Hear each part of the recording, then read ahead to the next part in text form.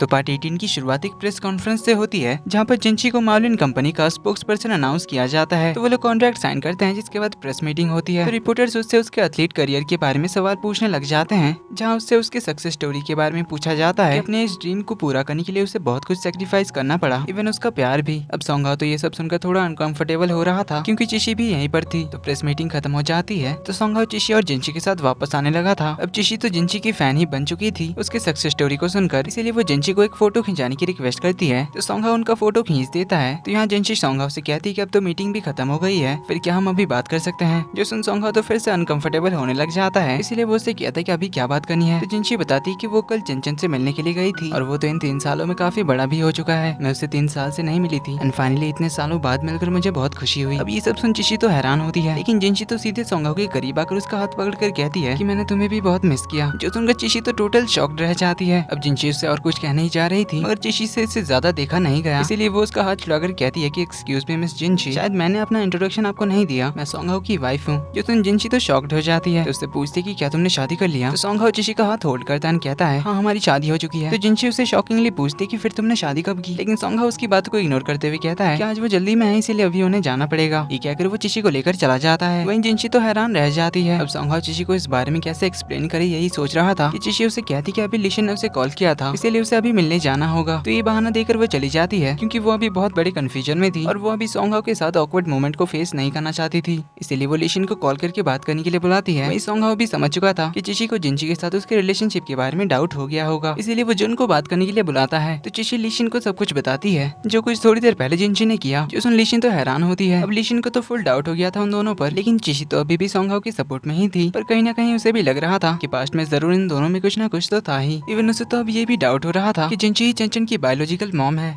तभी चिशी को Lucy call करती है, पूछती कि तुमने ये कैसे होने दिया, उस जिंची को कॉन्ट्रैक्ट साइन करने से रोका क्यों नहीं, क्या तुम्हें अभी भी कुछ भी समझ नहीं आया। चिशी पूछती है क्या बात कर रही हो। तो लूसी उसे मिलने आने की बात करती है। तो ये दोनों उसे यहाँ पर बुला लेते हैं। वहीं से जुन सोंगहाओ से बात करने आता है, जहाँ उसे बताता है कि शायद चिशी को डाउट हो गया है मेरे और जिंची के रिलेशन के बारे में। जुन कहता है तो उसे कुछ भी बहाना देकर समझा देना, जिस पर सोंगहाओ कहता है कि लेकिन अब उसे तो ये भी डाउट होगा कि जिंची चंचन की बायोलॉजिकल मॉम है, और तुझे तो पता ही है कि अगर मैंने चिशी को सच बता भी दिया कि जिंची चंचन की बायोलॉजिकल मॉम नहीं है तो वो उसके बारे में पता करके रहेगी। तो इससे हमें साफ पता चलता है कि चंचन की बायोलॉजिकल मॉम कोई और ही है, लेकिन उसके बारे में अभी सोंगहाओ यहाँ पर कुछ नहीं बताता। वहीं इधर लूसी पहुंच जाती है और उसे कहती कि क्या तुम सच में स्टूपिड हो जो तुमने उस जिंची को स्पोक्स पर्सन बनने दिया, क्या तुम्हें अभी तक कुछ भी नहीं पता चला। तो लूसी यहाँ पर उसे बता देती है कि सोंगहाओ और जिंची हाई स्कूल से कॉलेज तक लवर्स थे, एक दूसरे का पहला प्यार, जिसमें चिशी शॉक्ड होती है। फिर लूसी उसे बताती है कि सोंगहाओ ने उसे कॉलेज में प्रपोज किया था, मगर उनके रिलेशनशिप को ग्रैंडपा ने एक्सेप्ट नहीं किया, क्योंकि जिंची काफी लो क्लास फैमिली से बिलोंग करती थी। पर फिर भी सोंगहाओ ने उसका साथ नहीं छोड़ा। लेकिन उस जिंची को जैसे ही अब्रॉड में ट्रेनिंग का मौका मिला तो वो अचानक से सोंगहाओ को बिना कुछ बताए चली गई और आज वापस आकर फिर से उसे चोट पहुंचाना चाहती होगी। तो चिशी पूछती है फिर क्या वो चंचन की बायोलॉजिकल मॉम है। लूसी बताती है बिल्कुल नहीं। वहीं सोंगहाओ जुन को बताता है कि अगर मुझे चिशी ने चंचन की मॉम के बारे में पूछा तो फिर मुझे नहीं पता कि मैं उसे किस तरह से समझाऊंगा। तो अब इन सब के पीछे कौन सा सीक्रेट छुपा हुआ है ये हमें कहानी में आगे पता चलेगा। लेकिन चिशी तो लूसी के साथ बैठकर ड्रिंक करने लग जाती है, जहाँ वो उससे पूछती है कि अगर जिंची चंचन की बायोलॉजिकल मॉम नहीं है तो क्या इसका मतलब एक और लड़की है। लूसी कहती है जरूर होगी, पर मुझे इस बारे में पता नहीं है। जिसमें चिशी तो और ज्यादा ड्रिंक करने लग जाती है। वहीं ये दोनों भी उसे कंपनी देने के लिए ड्रिंक कर लेते हैं। तो थोड़ी देर में सोंगहाओ को कॉल आता है पब से, जहाँ वो लोग उसे बताते हैं कि यहाँ पर 3 लड़कियां टल्ली पड़ी हुई हैं, इसीलिए वो जल्दी आकर इन्हें ले जाए। तो सोंगहाओ अपने साथ जुन और सेक्रेटरी को भी बुला लेता है। अब वहाँ पहुंचकर ये तीनों देखते हैं कि ये तीनों तो फुल टल्ली होकर सैड सॉन्ग्स गा रही थी। तो सोंगहाओ चिशी को घर चलने के लिए उठाने आता है, मगर चिशी ने तो कुछ ज्यादा ही ड्रिंक कर लिया था, इसीलिए वो सोंगहाओ को तो धक्का ही मार के गिरा देती है एंड कहती है कि मैं यहाँ अपने फ्रेंड्स के साथ आई हूँ। जुन लिशन को संभालने जाता है तो लिशन तो उसके बाल पकड़कर खींचने ही लग जाती है। तो सोंगहाओ लूसी से पूछता है कि अगर तुम इनके साथ कैसे। जो सुन लूसी तो अपना पर्स वगैरह फेंक कर मारने ही लग जाती है। तो ये तीनों कैसे भी करके उन सभी को कार में बिठाते हैं। वहीं सेक्रेटरी लूसी को घर छोड़ने के लिए जाता है। वहीं तो चिशी और लिशन तो अपने दुख भरी लव स्टोरी सुना रहे थे, पर इस बार लिशन तो जुन के बारे में बात कर रही थी। पर फिर टल्ली होकर दोनों ही सो जाते हैं। तो सोंगहाओ पहले जुन के साथ लिशन को उसके घर पर ड्रॉप करता है, फिर चिशी को घर ले आता है। वहीं इधर हमें चिंतियान को दिखाया जाता है जो कि एक रिंग निकालता है, जिसे देखकर वो एक फ्लैशबैक याद करता है, जहाँ पर किसी लड़की ने उसे ये रिंग पहनाई थी। लेकिन तभी सोंगहाओ उन दोनों के बीच आ गया था और उस लड़की का हाथ छुड़ा लिया था। तो अब इन दोनों का क्या सीन था ये भी हमें आगे कहानी में पता चलेगा।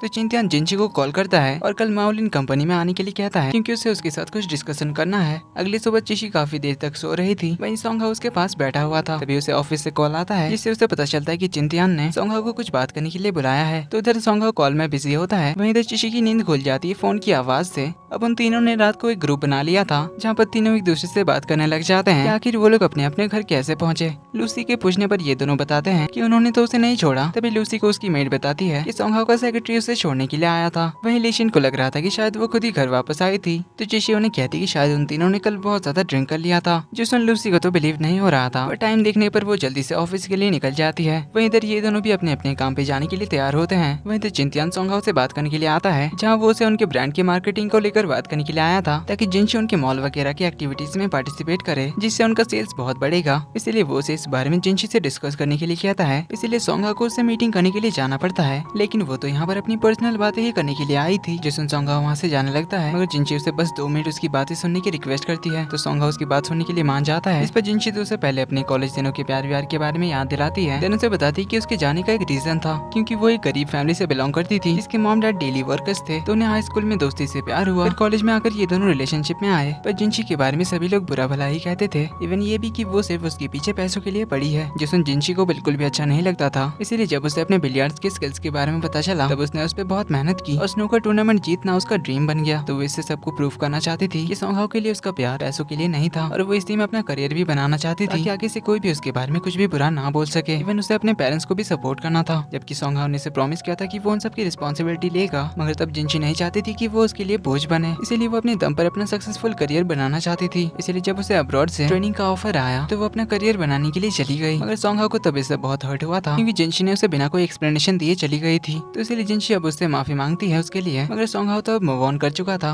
इसीलिए वो उसे कहती कि अब मेरी शादी हो चुकी है। जिसमें जिनशी उससे पूछती कि क्या तुम सच में हमारा पास्ट भूल गए, लेकिन सोंगहा कहता है कि तुम्हारे 2 मिनट पूरे हो गए, ये कहकर वो चला जाता है, जिससे जिनशी सैड होती है। लेकिन फिर तो वो उसके ग्रैंडपा से मिलने के लिए ही चली जाती है। तो ग्रैंडपा उससे अच्छे से बात करते हैं। तो जिनशी उससे सोंगहा की शादी के बारे में पूछती है, सोंगहा ने इतनी जल्दी शादी कैसे कर ली। ग्रैंडपा कहते हैं कि वो उनकी किस्मत है, दोनों एक दूसरे को पसंद करते थे, इसीलिए उन्होंने शादी कर लिया। लेकिन जिनशी कहती कि वो सोंगहा को अच्छे से जानती है, वो इतनी जल्दी किसी से कैसे प्यार कर सकता है, और शादी तो बहुत दूर की बात है। और वैसे भी मैंने पता लगाया कि चिशी और वो तो एक दूसरे को ज्यादा टाइम से जानते भी नहीं है। ग्रैंडपा वही कहते हैं कि इन दोनों की किस्मत में लिखा हुआ था, दोनों को एक दूसरे से प्यार हुआ, इसलिए उनकी शादी हो गई। क्या अगर वो तो उठकर चले जाते हैं। वहीं टू आंटी को मेहमान को बाहर तक छोड़ाने के लिए कहते हैं, लेकिन जिनशी तो ग्रैंडपा की बातों पर बिलीव नहीं कर पा रही थी। इधर चिशी को अपना नया स्टूडियो मिल जाता है, जहाँ पर वो बैठकर अपने डिजाइन बना सकती है। अब इतने बड़े स्टूडियो को देखकर वो तो बहुत ही ज्यादा एक्साइटेड हो जाती है और अपने डिजाइनिंग का काम शुरू करने बैठ जाती है। लेकिन तभी उसे जिनशी का कॉल आता है, जो उसे कहती है कि उसे चिशी से कुछ बात करनी है, इसलिए उसे मिलने के लिए बुलाती है। और यहीं पर एपिसोड नंबर 18 का एंड होता है। तो अब जिनशी ने चिशी को किस बात के लिए बुलाया है हम देखेंगे अगले एपिसोड में। लेकिन अब एपिसोड 19 एंड 20 5 जून को आएगा, इसलिए थोड़ा सा वेट करना, जल्दी ही मिलेंगे इसके अगले एपिसोड में। बट डोंट वरी, इस बीच आप सभी को एंटरटेन करने के लिए एक कंप्लीट न्यू ड्रामा भी आ जाएगा।